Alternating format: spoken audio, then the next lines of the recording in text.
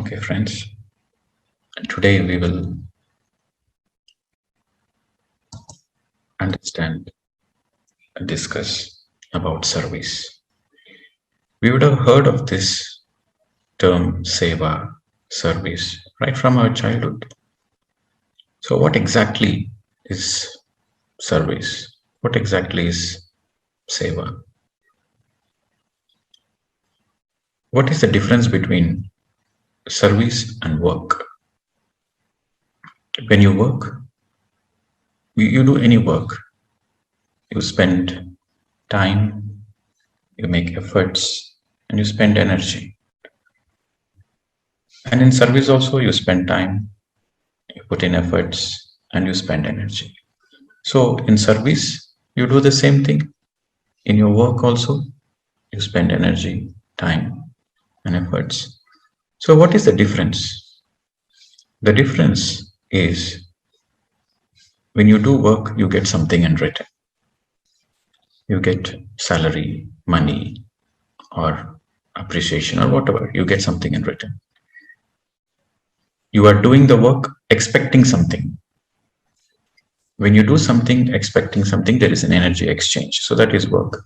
Service is there is no expectation. The difference between work and service is there is absolutely no expectation whatsoever in service. If there is no expectation, then why would anybody do service? They do it for the joy, for their own joy. So in service, there is no expectation of name and fame. There is not even acknowledgement, and you're not expecting acknowledgement. You're not even expecting recognition. So there is absolutely no expectations whatsoever. You are simply doing the work just for your own joy. So when you do something, when you do any voluntary work or do any kind of service without any expectations, that is the real service, my dear friends. Absolutely no expectations. And there are two categories of service. One is a physical service, and the second category is a spiritual service. For the people who have not yet come into meditation, for the people who have not yet come into Raja Yoga, they do the physical service. They are good hearted people, they want to do good things. So, according to their level of evolution, they want to help. So, they help physically, like taking care of the people's needs and providing food, annadana, vastradana, clothes, giving clothes, shelter, education, building hospitals, laying roads, taking care of the infrastructure. So they do all physical service. That comes under Karma Yoga Part 1. Tomorrow I will speak about yoga, and we'll discuss in detail about Patanjali's Yoga Sutras tomorrow. So in this coming week, I will speak more about this yogas, different type of yogas, and I'll speak about manifestation. I'll speak about the soul journey. So we'll understand more in this week. But Karma Yoga, there are in Karma Yoga means union. Karma Yoga means you become one with your work. So in Karma Yoga, there are two parts, Karma Yoga Part 1 and Karma Yoga Part 2. Karma Yoga Part 1, you do it before you come into spiritual path. And Karma Yoga Part 2, you come after you come into the spiritual path. So that is called spiritual service. So spiritual service is the highest form of service. Okay, every service is good, but spiritual service takes the top spot. So service really gives you a lot of joy.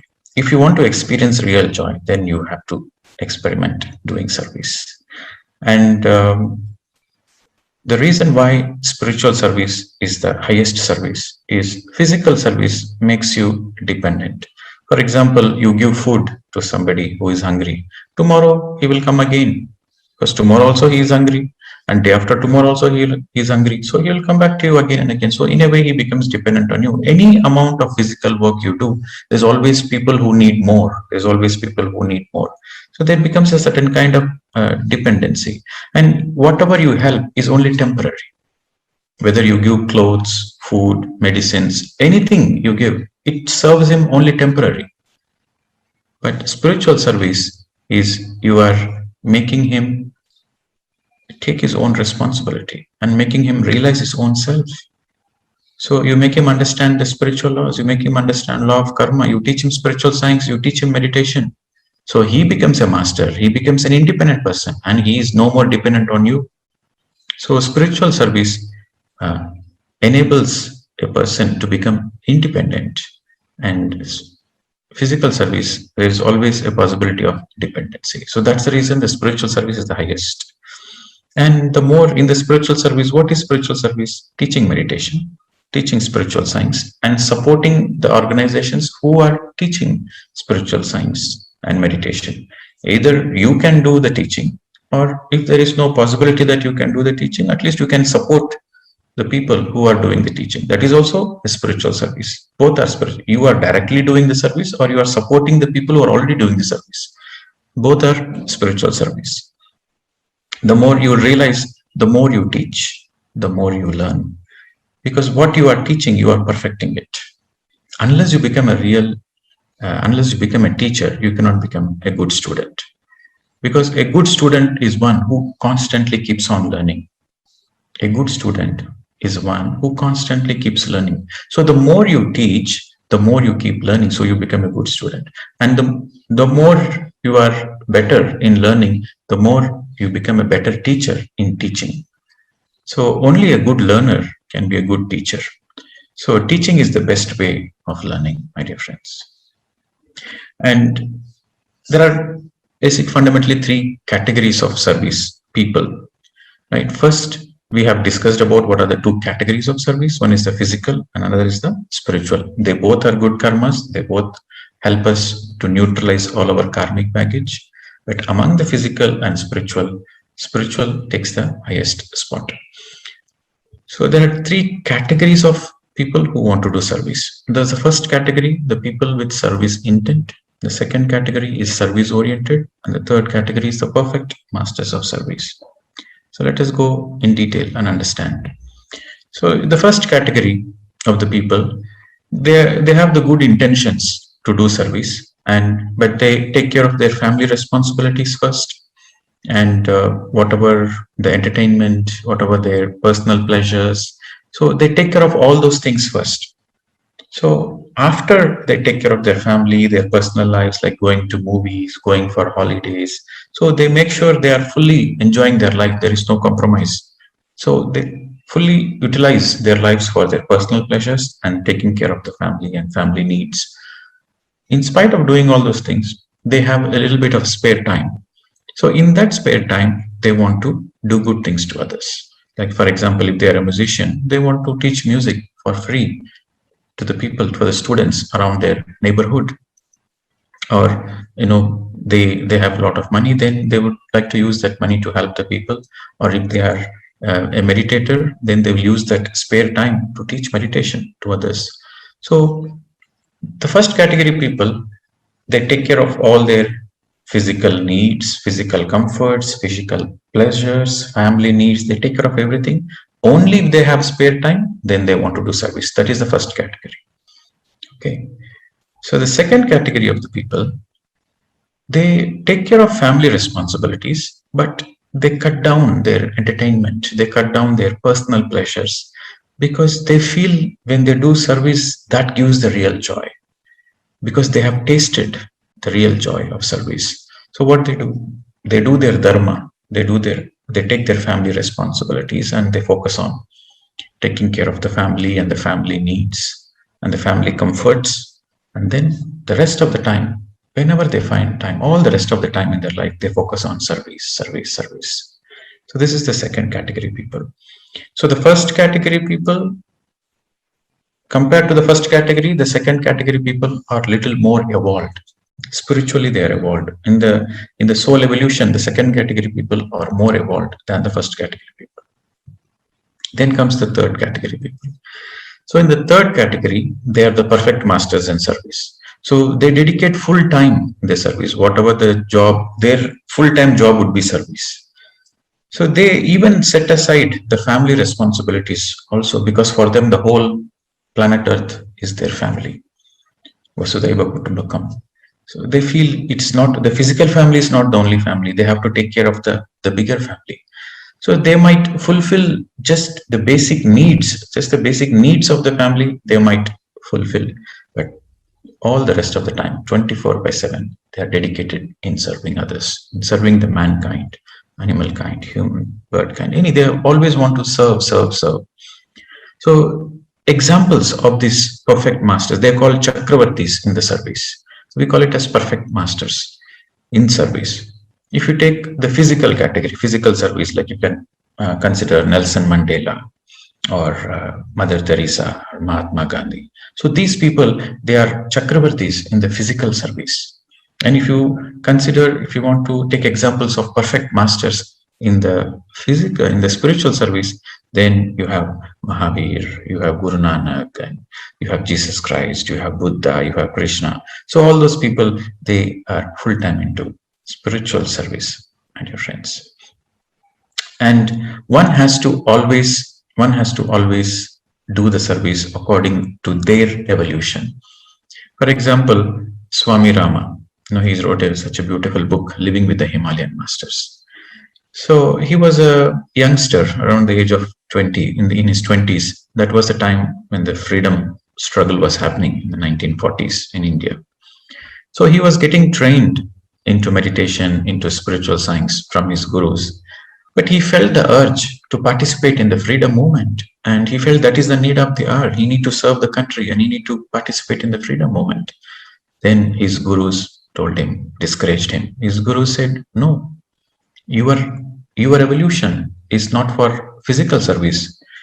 Your soul has evolved beyond that. So you have to do only spiritual service. That suits you. Physical service doesn't suit you. Spiritual service suits you. Follow your potential. So that is their advice. They discouraged him.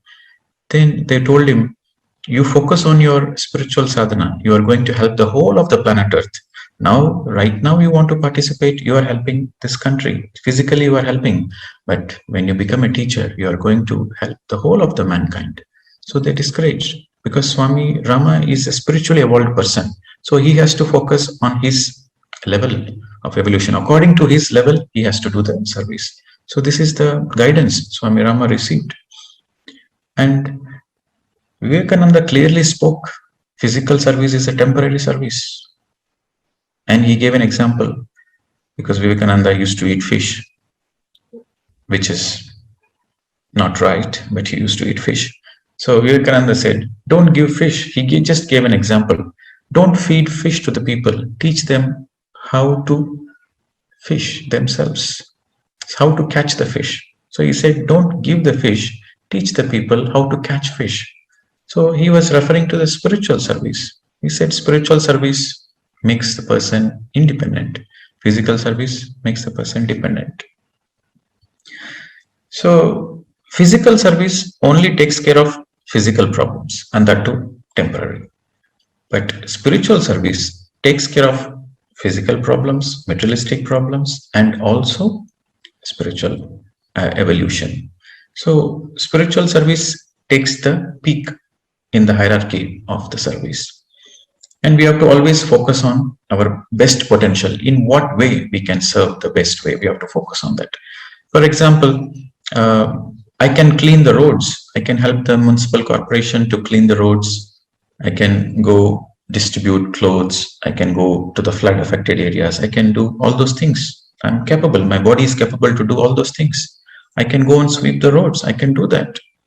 But I'm equipped to teach meditation. I know spiritual science. So I have to focus on teaching meditation. I have to focus on teaching spiritual science, because that is appropriate for me. So one has to always focus on their best potential in whatever they can do the service. And service helps you to clear your karmic baggage. And you might ask, sir, how it happens? How does the service is directly related to the karma? First, let us understand what is karma. Karma is not a punishment. Karma is a learning tool. It is an opportunity for you to learn soul lessons. Karma is never a punishment. Okay, through karma, you learn the lessons. Through challenges, you learn the lessons. So the very purpose of karma is for us to learn the soul lessons. So for example, I hurt somebody. So according to the karma, what you give comes back. So I will be hurt by somebody else, and I go through the feeling of hurt. So when I experience hurt, I realize how painful it is. So I decide, okay, next time I don't want to give this pain to anybody because I know how painful it is. So I don't want to give this pain to another person. See, I learned the lesson. So because of karma, what you do comes back to you. And when it comes back to you, you go through the pain and suffering. And through the pain and suffering, you learn a lot of lessons. And through learning that lessons, you become an evolved person. Okay. So karma is fundamentally to learn the lessons. And it is not a punishment system, my dear friends. So we would have done many bad karmas in all our past lives. In the beginning of the soul evolution, when you are an infant soul, baby soul, young soul, your focus is only on survival and domination and money, name, and fame. So eventually you will do more bad karmas in the beginning stages of the soul evolution. In the later stages, in the mature soul, then you will stop doing all the bad karmas. You will focus only on good karmas. But when you become the old soul, now it is time to pay back, balance the accounts. So the old soul pays back, neutralizes, settles a lot of bad karmas from their previous incarnations. Because unless your karmic accounts are settled, you cannot progress further in your spiritual evolution. You cannot graduate from this earth plane until all the accounts are balanced. So the old soul, the more they do service, the more they do good karmas. It neutralizes the bad karmas which they have done in the past. You might ask, sir, is it straightforward? It is not straightforward. You have to understand karma has two aspects. Karma has two aspects. The first aspect is you learn the lesson. The moment you learn the lesson, you come out of the karmic loop. That is the first aspect. So every time you meditate, your awareness increases and you keep on evolving, you keep on learning the lessons. So then you are out of all the karmic loops. That is the first aspect. The second aspect is, even though you learn the lesson, you are out of the karmic loop, but still the accounts has to be settled. The settlement has to happen. Because of you, so many people suffered. So you have to settle it. You have to settle. The residues are there. The karmic residues are there. So settlement has to happen. So the more you do good karmas, the karmic settlement happens. So with meditation, your awareness increases. With mindfulness, your awareness increases. So you learn the lessons. So you are out of the karmic loop. But still accounts has to be settled. So the more you do good karmas, the more your accounts are settled. Okay. So in that way, the more you do seva, the more all your karmic debts are settled, my dear friends. And also, eventually, the more your karma is burnt off, permanently burnt off. Settled means finished.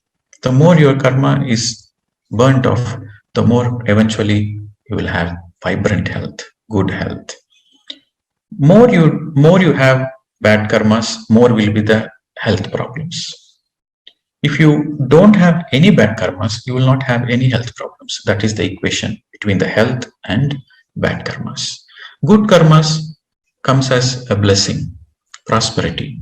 The more you do good karmas, the more you have health, wealth, prosperity. Bad karmas, illness. And we should always focus on moving up in the service category. For example, if you are in the service category 1, where you have the intent, then you should become service oriented. And if you're already service oriented, you should focus on becoming perfect masters of service. So as you keep moving up in your efforts to do service, eventually you are in the path of enlightenment. And the most important is, whenever you are doing the service, you should remember this point. You should underline this point. Whenever you are doing a service, do it as a pure witness. Okay. Don't think like I am doing it, that I should not be there. I am doing it. I am the doer. So if you remove that I, that doership, then there is only witness. The service is happening through you and you become a witness of all the things happening through you. And when you get into that state of service where you are totally detached and there is no I, and you are just doing it for the pure joy, for the pure bliss of doing it, and you are not doing it and it is happening through you and you are just being a witness. So that is an enlightened state, my dear masters, my dear friends. So it is very important we understand the right way of doing the service so that we are no more stuck. You see, if you do bad karmas, you are stuck in the loop. You are chained with iron chains. If you do good karmas, also it is kind of a loop only. It is more of a golden chain. Okay, because if you do bad karmas, you have to take one more birth to pay the consequences. If you do good karmas, and you have to take one more lifetime to reap the benefits. I'm speaking about the physical service. If you're focused only on the physical service, then bad karmas you have to take one more lifetime. Good karmas also you have to take one more lifetime because you have to reap the benefits of it. But if you become a witness consciousness, you become a yogi. Okay, so this is what Krishna said to Arjuna in Bhagavad Gita. Arjuna was a sattvic guni. He doesn't want to kill his uncles, he doesn't want to kill his teachers and brothers because he's a sattvic guni. And he want to drop the Gandivan, he don't want to participate in the battlefield, in the Kurukshetra. So then Krishna gave the Gita and said, Arjun, hey Arjun, you don't speak too much, you don't know anything about you. I know everything about you and I know everything about myself. Unless you become a yogi, you cannot come out of this chain of life and death. He said, yes, you want to do good things. With the good things, you can go to Brahmalokas, but you have to come back again. Even if you go to Brahmalokas, you have to come back, you have to reincarnate again. Unless you go to Satyalokas, then there is no more life. That will be the last life. So you have to go to the Satyalokas. So be a yogi. So that is his statement. Hey Arjun, be a yogi. So when you meditate, when you become a yogi, then you come out of this attachment. I am doing it. So you come out of both good and bad. You will start doing spiritual service, and then you will not have the identity that I am doing it. You become a witness, a pure sakshi bhav. So in that state, that becomes the final lifetime. So it's a very big subject. Law of karma is a very big subject. Maybe we will cover it at some point of time in this week or next week. But the most important point to understand is whatever the best you can do, you serve others. That will help in balancing your karmic account. And do it not for the sake of others. Do it not feeling pity. The most important is you should not do service feeling pity. That is worst kind of service. Never feel pity on anybody and do the service. God created everybody the same. If you feel pity, that means you are insulting God. You think you are a little superior. You think you are in a better position. You feel pity on the other persons. No, God created everybody the same. We are all the same. Don't never put yourself in the pedestal and feel pity on others. Everybody is paying their own karmas and everybody is God. So you should understand that everybody is God and never feel pity on anybody and do the service for your joy. So you have to underline, never do any service out of pity. Always do service for your own joy. You should underline this statement, and that is the right service. And no expectations whatsoever. No acknowledgement, no recognition, no name and fame. Nothing you are expecting. You are simply doing for your own joy. That is the right service, my dear friends. And get into a witness consciousness. The more you meditate, the more you have the capacity to do the service as a witness consciousness. Unless you are a meditator, you cannot get into the witness consciousness. So, if you have any questions with this topic of service, maybe I'll take 1 or 2 questions and we'll finalize this day. And tomorrow we'll speak about Yoga Sutras of Patanjali, Raja Yoga.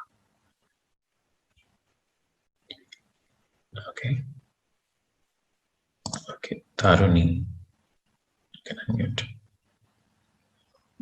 Good morning, sir. I got a question, doubt on this. The persons who gives pravachan or telling about our scripts, Bhagavad Gita and Ramayana and other things, they are also doing service. Naturally. That comes in spirituality. Naturally, whatever you do that helps somebody physically is physical service. Whatever you do helps somebody spiritually evolve, that is a spiritual service. Thank you, sir. Yes. Okay. Lakshmi. So, Namaste, Pradeep ji. So, as my Lakshmi Sandhya, I live in Canada. My question is, I teach music. I started few years before, just because that's not my profession, but I my friends forced me to teach, so I started teaching. But I was not expecting anything. I refused to take. But they said Guru Dakshina is important, otherwise kids don't get anything out of it and all. So I said, okay, it's up to you, but I'm not going to keep track of anything as such. But slowly, the 2 kids became 40 kids as such. But still, I insist everyone like I am not expecting anything, but they still pay or whatever. Like they said, I transferred, so but I don't keep track of anything, and I try to donate as much as I could out come of to the that. question, madam. Come to the question. So is it wait what? Why is it? How will that become a service? Though I told I'm not expecting anything, but if I Okay. am being See, if you charge money for teaching, for your teaching, you charge money, then it is it is not service. But somebody wants to voluntarily give you a donation, then it is still a service because you are not expecting. They want to give for their joy. So receiving donations is perfectly fine. That is still a service.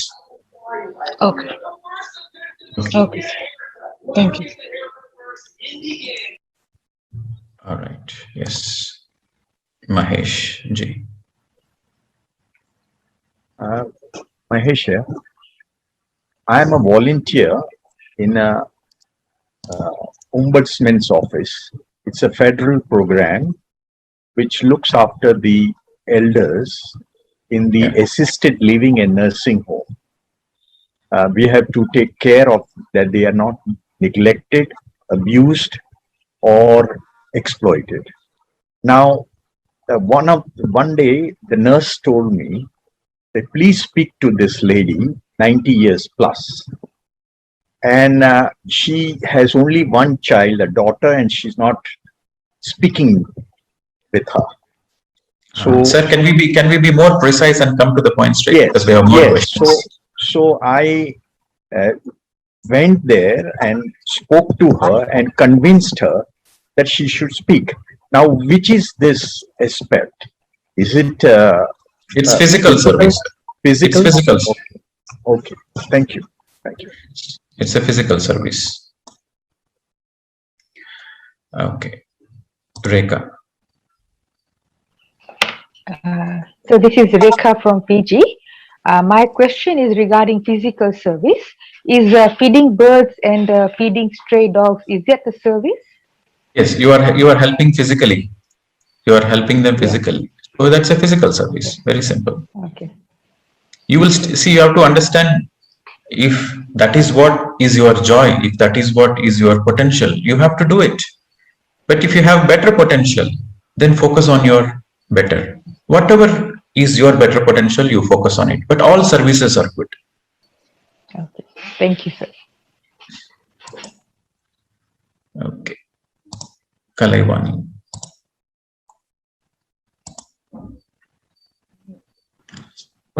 Morning, Mr. Pradeep ji. My question is, can you hear me? Yes, sir. Go ahead.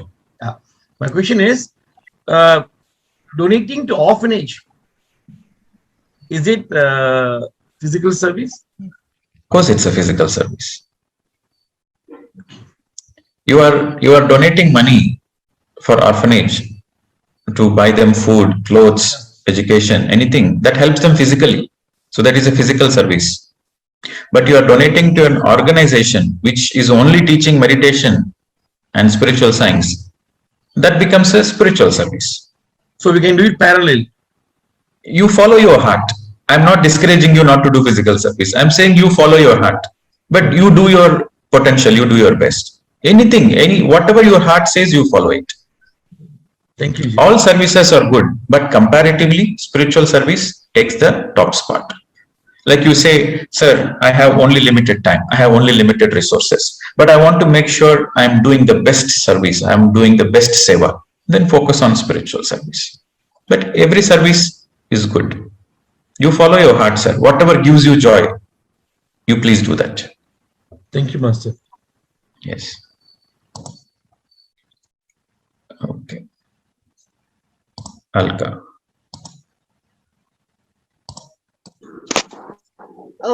Hello sir, मैं रायपुर से अलका. मेरा question है, during service we get so much appreciation, so we should enjoy it, or what thought we should have at that time? Okay, first of all, the primary thing is you don't expect appreciation. But if somebody is appreciating you, you just be a witness. That's all. Don't take it that they are appreciating me and don't take it personally. Just be a witness. Just be humble. I said, it happened through me. Just say, I didn't do Baba, it happened through me. That's all.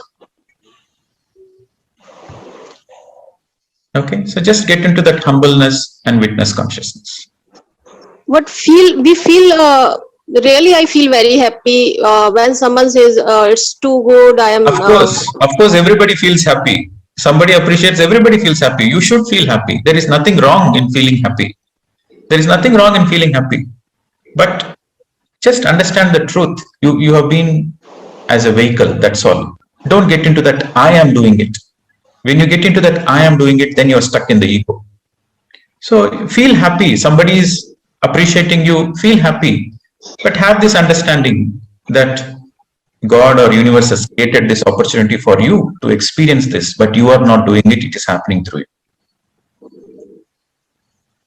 Okay. Next, Mangal.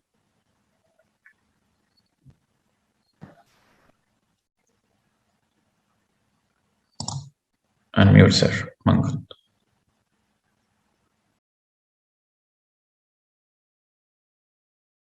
You are on the mute, madam. Yes, it's okay now.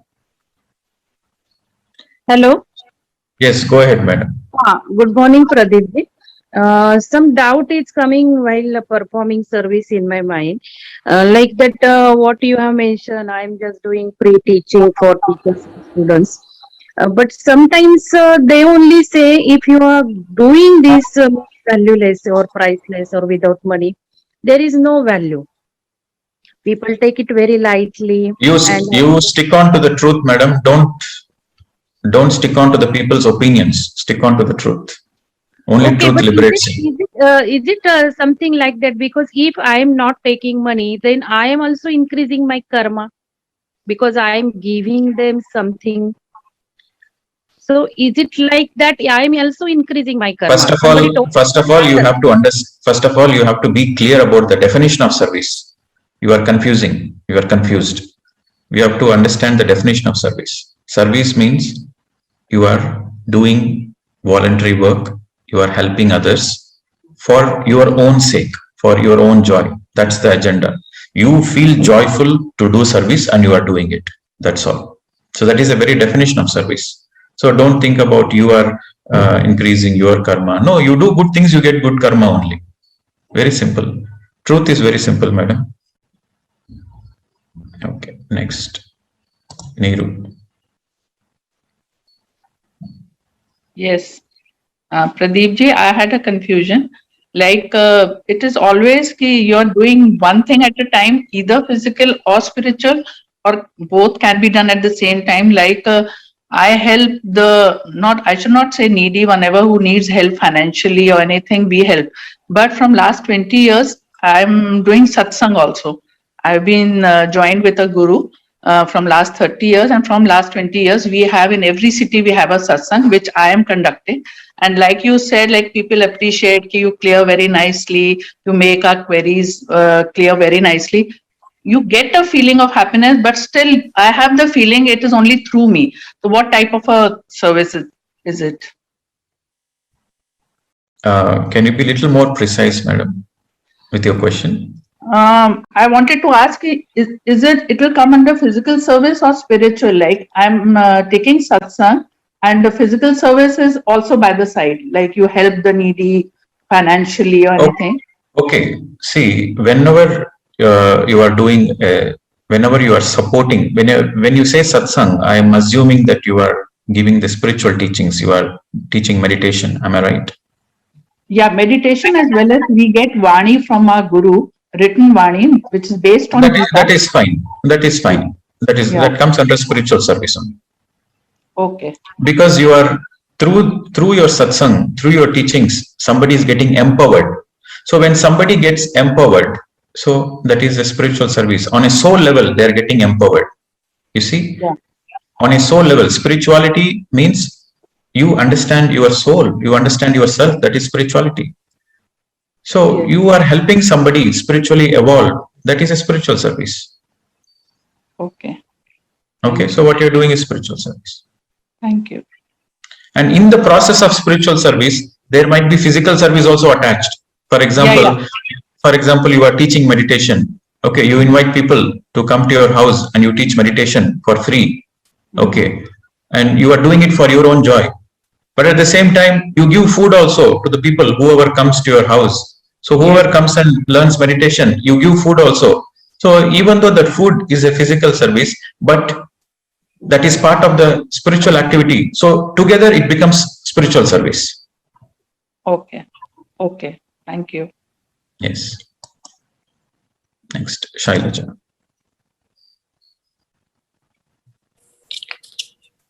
Hello, sir. This is Shailaja from Canada.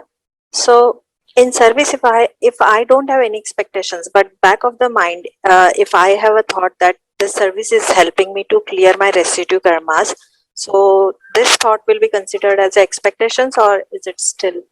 No, that is just an understanding. That's all. That is an understanding that the service is going to help you. That's all. So that is an understanding.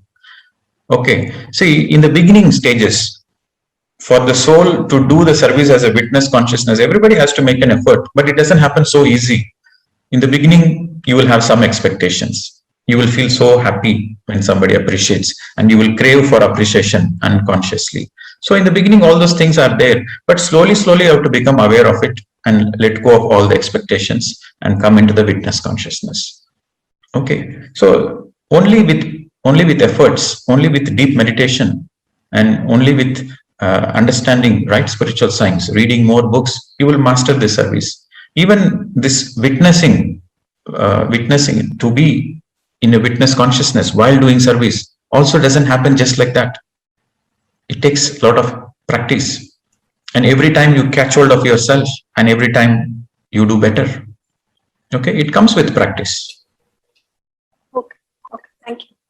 Yeah. Okay. Next, Johnson.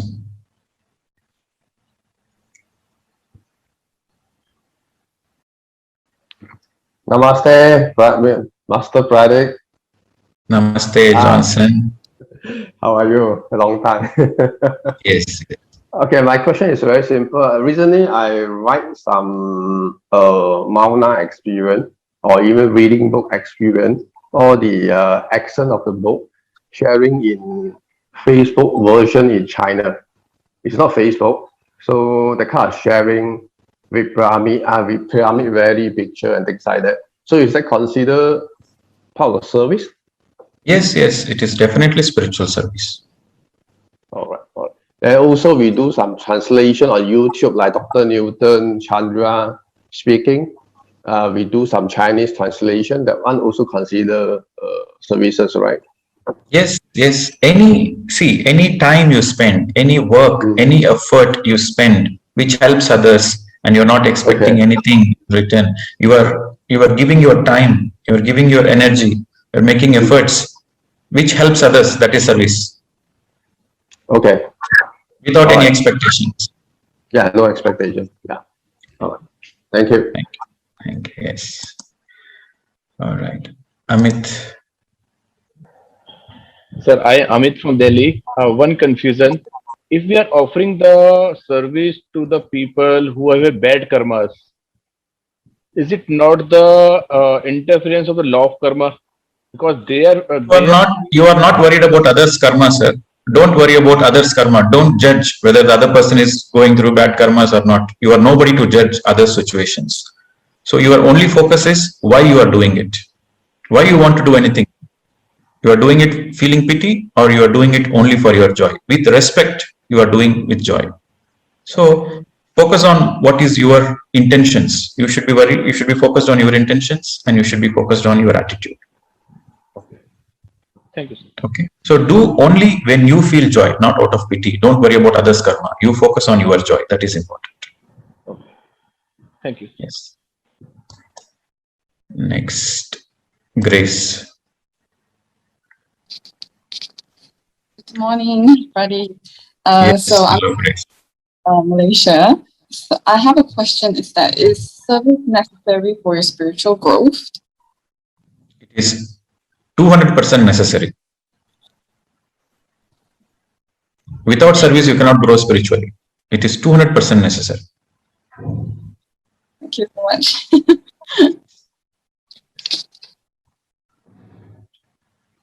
Sanjeev Gupta.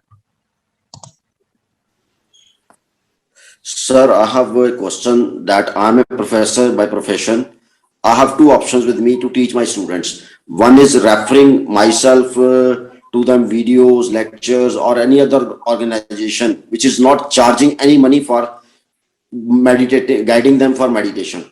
Another option is that I am referring them to the organization who is charging money for meditation or any kind of service. So which service is the best and why should we resort to that service? You see the quality of it. The first is, if at all you are referring to something. So first you have to focus on the quality. Some organizations might give a very good quality teaching, but they might charge money. Some organizations, they might teach free, but it's not the absolute truth. And some organizations, they teach for free, but it is also the absolute truth. So you see all those permutations, combinations, you see any organization which is speaking the truth, simple, straightforward, and they are doing it as a service, that should be your first priority. Okay. You got the answer, sir? Yes, sir, I got the answer. But you should don't judge the other organizations who are doing a good work, but they are charging money. That means they are doing some kind of transaction. It is not a service. Whenever you charge money, it is not a service. Whenever you charge money, it is a work. It is a business. It is a transaction. But service is something where there is no money exchange. Thank you, sir. Thanks a lot. Yeah. Okay. So next, Anili. Good morning, Master. Yes, I'm madam. Annie from Malaysia. Yeah, I have a doubt here. Can we donate our organ or body when we die? No organ donation. No organ. How about No this? organ. Because I read about the silent mentor program. What is your opinion on it? What is that? Silent? Silent mentor program that is donating your body for medical research.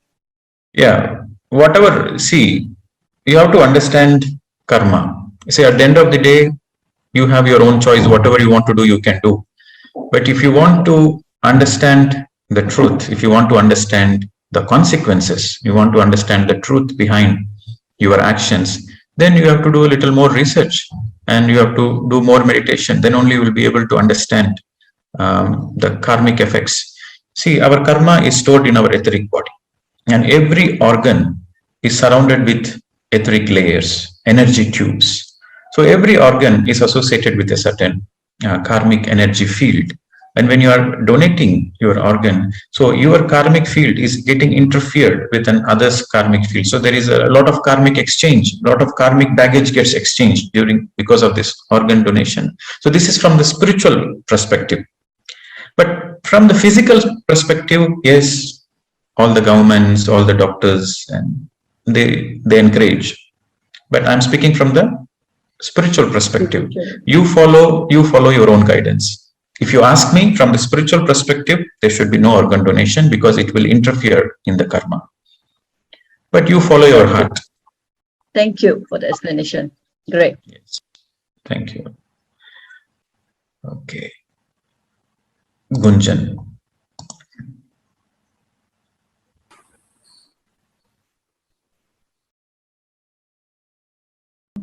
Good morning, sir.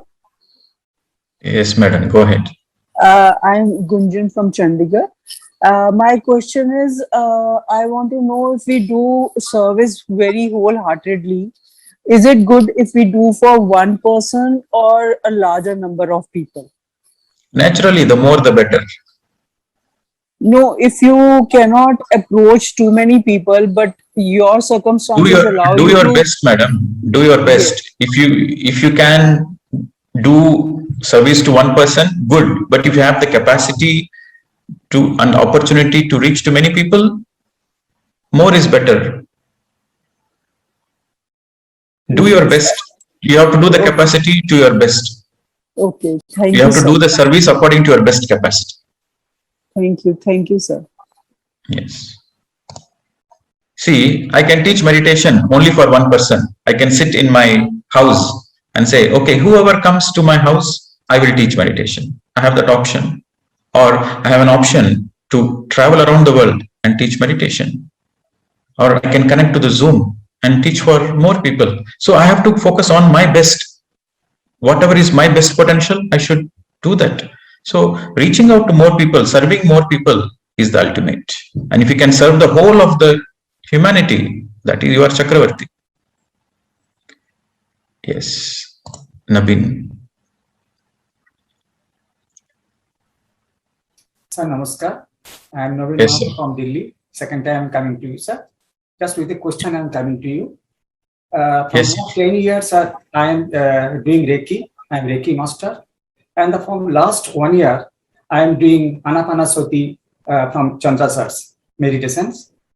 And I have been serving the people with the psychic healing.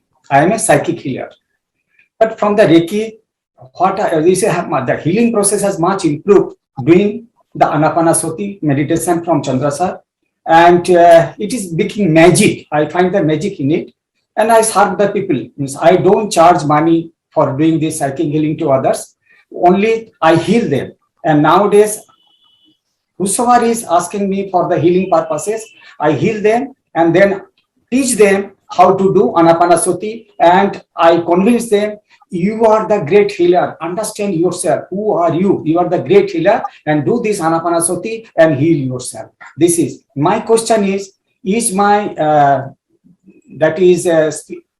psychic healing is a physical service, and this Anapanasati teaching is, of course, is a spiritual service. That is, which one is correct, sir? Okay. So since you asked this question, are you ready to listen to the truth, sir? Yes, sir. Okay. So healing is bad karma. When you interfere in others' self-healing process, that is a bad karma. I understand you have a gift, and I understand you have certain intentions, pure intentions to heal, but healing should be always self-healing. If you heal another person, you are also interfering in his karma, because every illness is there to teach us some lesson. Suppose somebody is having a headache. He has a headache. He has the headache in the first place because he has to learn some lesson. That's the reason he got the headache. So you do the Reiki healing, you pass some energy. You say you are just a conduit and you are just passing the energy through. So, but in that process, he heals the headache, but he misses the lesson. He missed the lesson why he got the headache in the first place. So his karma is postponed. So because of your action, he missed that lesson. So you will get that karma. And the person who got healed, because he didn't learn the lesson, so he will manifest a bigger headache sooner or later. So it doesn't help you, it doesn't help the healer, and it doesn't help the person who is getting healed. So if you teach meditation, okay, you have a certain gift of Reiki. Somebody comes to you and they are in a very emergency situation.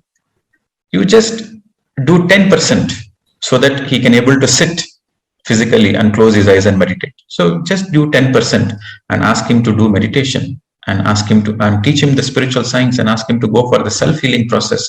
That is correct. See, when you have a gift comes with great responsibility. Every gift comes with great responsibility. You should know when to do, when to use the gift, when not to use the gift, how to use the gift, how not to use the gift, whom to use, whom not to use. So all these permutations, combinations, you need to be aware. Any one combination misses comes as a bad karma. So gift comes with great responsibility. So my suggestion to you would be, since you've been known as a therapist or a healer for many years, whoever comes to you, you please teach them spiritual science, you teach them anapanasati meditation, and you empower them. Then that will be the spiritual service, and that will be the highest good karma for you. Okay, so please stop healing others, sir, because healing belongs to the old age. Now in this new age, it is self-healing process. Everybody should be empowered. But sir, one thing, once the person is coming for healing and he or she does not get cured through normal medicine from the doctors, and ultimately realizing how I am going to be healed in that particular emergency situations, once people are coming to me, I help them and they get healed. That is it coming under bad karma? Naturally, somebody is desperate. They come to you. You teach them why they are having that illness in the first place. Give them the understanding that illness is not punishment. They have manifested it. The soul has chosen it for a reason, for a lesson to learn. And you explain them the law of karma. You explain them that every illness can be healed through meditation, through good karmas. You educate them. Then you teach them meditation. Then that's the right thing to do. If you feel that the person is completely bedridden, he is not in a position to even sit and meditate also, in that cases, you can do 10%. Don't do 100% healing. Do 10% and then teach the meditation, provided he is sincere. If he is sincere, you do 10% healing. If he is not sincere, then don't do. Because if he is not sincere in meditation, then don't do it. Because if you heal him, he will come back to you. Tomorrow he will again manifest. He will again come back to you. So one thing, sir, in case the patient is totally unconscious, and that is an emergency situation, you have to take a call. I am talking about the same case, sir. Is it yet it bad karma? I leave it to your discretion, because you are having that gift. So you need to know when to do, when not to do, how not to do, whom to do, who not to do. Thank you, sir. Thank you, sir. You need to take that discretion. I understood clearly. Thank you, sir. Yes. This I actually since then I am doing that anapanasati for more than 1 year. That is from July last year. I have been teaching same persons. I have been teaching them this anapanasati, and they do not come back to me. They do their own and they share their experiences to me. I tell them, you also tell others or family members to do anapanasati, and that process is continuing now. And this process, is a bad karma or good karma? When you make somebody independent, when you teach meditation and they never come back to you for healing, that is good karma for you. As long as the people don't come back to you ever again, you are doing good karma. Right, sir, right. So nice of you, sir. Thank you. Yes, thank you. So, Shilpa. Yeah, good morning, sir. Shilpa from Gurgaon. So my question is, doing service for others is earning good karma. So what about receiving service from others? How does it change our karma? Graceful. Be graceful when you are receiving something. You get something because you deserve it in the first place. If you don't deserve it, you will never get it. So when you are receiving support or help from the others, be graceful. Sure. But should we do something in return? Should we try to return? It is like this. When you are receiving, receive with grace, receive with happiness. And you don't need to give back to the same person. You give to the people who you feel they are most needed. Okay, don't think the account should be with one-to-one. No, you are in the field. You are in this field. So in this planet Earth, you don't need to pay back to the same person. You can pay back to the whole. You just give it back to the field. Sure. Okay. Thank you. And after listening to you just now, this thought that I always had, I told you last time that I want to be a healer. I'm really thinking whether this is a good thought that I had, or I should change my way. You should think twice if you want to be a healer.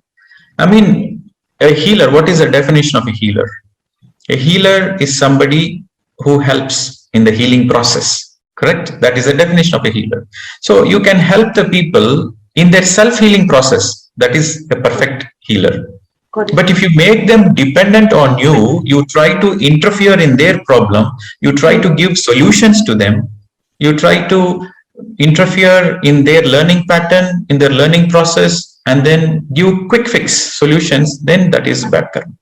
Sure, got it. Thank you. Yes. Okay. Kalaivani. Sorry, Master. Again, donating to temple. And I don't know what they do with the money, but this is the state. We need money to do something, so we donate money to temple. So temple doesn't come under. See, temples are part of a religion. But if you donate to a temple where they teach meditation, where they teach spiritual science, that is okay. But if you are donating to a temple which is based on a belief system and there is more rituals and idol worship and nothing much, then that is just a physical service. Whatever the money you give, they give it as prasad, they use it for food and other things. That is physical service. Sorry, Master. In the long run, okay, when temple and myself, you start meditating, I feel like I'm God. So do I need to go to temple? When you are God, then who are you going to see going to temple? When I tell people, they say I'm crazy. No, you are not crazy. You are thinking the right way. See, in temples, there are beautiful statues. Okay, you can go to the temples to enjoy the Shilpa Kala. There are beautiful statues in temples, but there is no God. God is inside you. God is not in the statue. Of course, God is everywhere, but primarily you are God. Tattvamasi, you are that you are God and everybody around you is God. So in temple there is a beautiful statue. You can enjoy the art, you can enjoy the sculpture, you can enjoy the fragrance, you can enjoy the prasad, all those things physically you can enjoy, but God is inside you. That is the truth. Thank you, Master. Yes. Sanjay, so let it be the last question. So we are integrating the topic of service. So interesting. I am Sanjay Chauhan from Delhi. So donating in the social functions and in the local also Holi, Diwali and all this. So okay, you are going to a marriage. You are going to a marriage and you donate to your friends and relatives so that they will announce your name. So that is not even considered as service in the first place. Okay. And that one is more just question. you are donating out of social obligations. That is not a service. Okay, but donating in the like Holi, Diwali, and all these functions in the colonies and all, where it comes. But what is your reason? What is your intention to donate? You are donating because you are compelled to donate by the society, or you are donating out of your own joy? What is the intention? Like out of own joy. It's not the compulsion from the If you are doing it out of own joy, then it is a physical service. But if you are compelled to, or there is a peer pressure, everybody in your colony is donating and you have to donate, or if you don't donate, then people will look down on you. That is not a service. Okay. That is just a pure transaction, social obligations. Okay.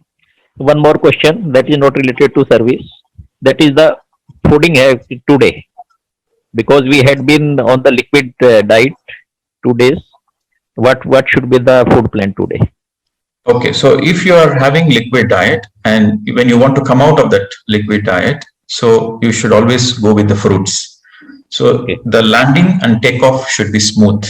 So when you are going into the liquid diet, you just take fruits, one meal, and then into the liquids. So when you are coming out of the liquids, when you are coming out, you go with fruits for one meal or 2 meals, and then into the solid foods, cooked food. Okay.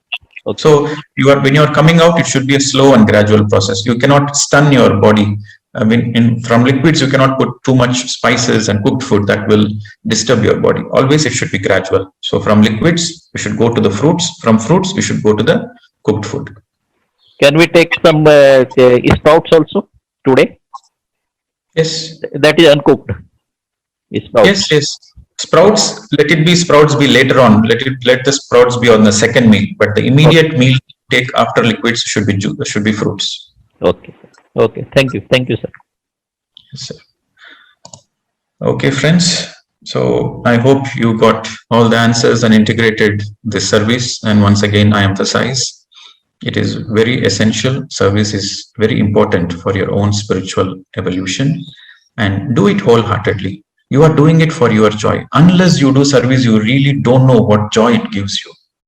Okay, and it helps you physically also. It will help you to have good health, because once your karmas are getting neutralized, eventually your health improves, and also you will be evolving on a soul level. At the end of the day, you feel joyful. That is the takeaway. Okay, friends. So thank you very much. So tomorrow we will discuss about Yoga Sutras of Patanjali, Raja Yoga. So thank you very much. Namaste to all of you. See you tomorrow. Thank you, Master Pradeep. It was just a lot of learning from you regarding this services. What is proper service? And many myths and doubts have been cleared by just listening to you today. And thanks for answering all the questions. And the questions which were posted today also were really nice. Thanks to all the masters for coming. And I have also been enjoying this volunteering, and I also got a few of my doubts cleared with this. Thank you, Master, and I'm really enjoying this. So thank you all. See you all tomorrow morning at 6 a.m.